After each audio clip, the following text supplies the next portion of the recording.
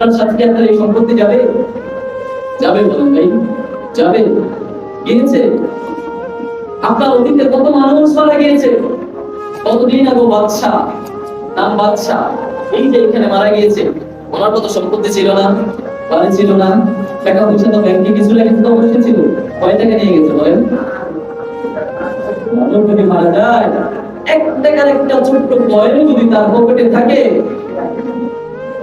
এই স্বার্থপর দুনিয়ার মানুষগুলা ওই এক টাকার কয়েনটাও তার পকেট থেকে কিনে বের করে নেয়। শুধু কি তাই, দুনিয়ার যে দামি জামাগুলো, দুনিয়ার যে দামি পোশাকগুলো তার শরীরে থাকে, এই দামি পোশাকগুলো তার শরীর থেকে কিনে কিনে। আপনারা দেখেছেন না, এই যে চট্টগ্রামে বন্যা হয়েছে, একটা লোক মারা গেছে, অনেক ঘটনা ঘটেছে বন্যার মধ্যে, অনেক অসহায় ফ্যামিলি নিঃস্ব হয়ে গিয়েছে, অনেক টাকাওয়ালা একদম কি হয়ে গেছে, নিঃস্ব হয়ে গেছে। সবচেয়ে আশ্চর্যের বিষয় হয়েছে, একটা ব্যক্তি মারা গেছে, ওই ব্যক্তিকে কবর দেওয়ার মতো জায়গা ছিল না।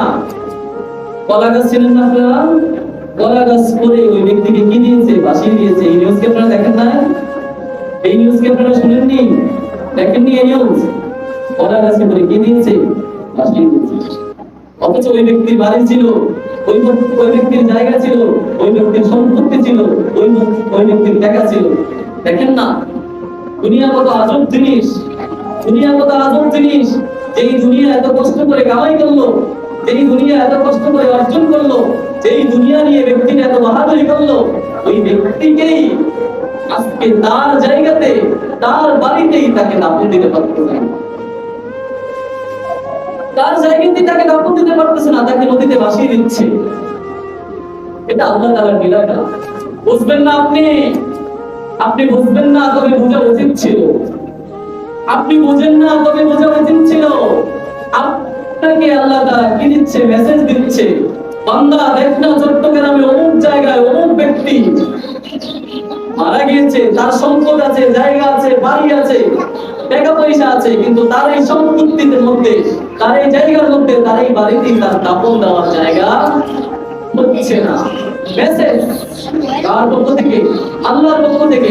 আল্লাহ আপনাকে মেসেজ দিচ্ছে, বান্দা তুই আজকে যে জায়গাতে রয়েছস, তুই আজকে যে বাড়িতে আসছস, তুই আজকে যে টাকা অহংকারী বলাই করতেছস, এই টাকা, এই বাড়ি, এই জায়গা তুই কি থাকতে পারবি? ওই ব্যক্তির দিকে তাকা না, সে তো পারে না, তুই কি পারবি? তুমি কি 3.5 হাত জায়গা হবে থাকার জন্য? ওই ব্যক্তির তো 3.5 হাত জায়গা হলো না দাফন করার জন্য বা থাকার জন্য, তো কি হবে? হবে আপনাদের বলেন?